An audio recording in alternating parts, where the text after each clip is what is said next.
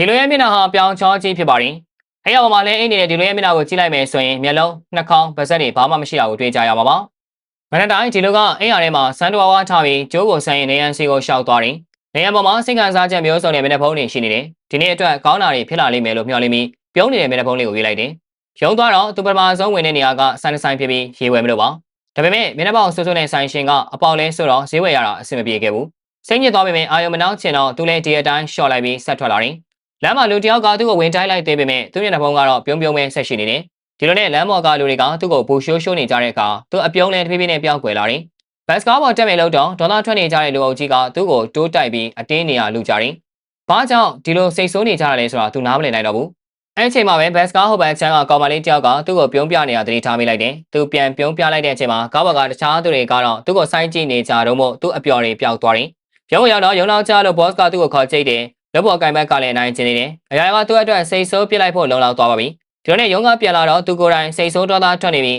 သူမျက်နှာပေါ်ကအပြုံးကလည်းစောက်ထိုးပြောင်းပြန်ဖြစ်သွားတယ်။လမ်းမှာသူ့ကိုလူတယောက်ဝင်တိုင်းပြီးတော့အဲ့လူကပြုံးပြတယ်။ဒါပေမဲ့သူ့မျက်နှာကတော့မဲ့နေတော့မှအိမ်ပြန်ရောက်တော့သူ့မျက်နှာကိုခွာလိုက်တယ်။နေရာပေါ်မှာမဲနေတဲ့မျက်နှာတွေထောင်ချီရှိနေပေမဲ့ပြုံးနေတဲ့မျက်နှာကတော့တခုတည်းရှိနေပါတယ်။ဒီအပြုံးရဲ့လေးဟာသူ့ရဲ့အနာကဲရဲ့ခရီးမျှော်လင့်ချက်လို့ပြောအောင်မှာပါပဲ။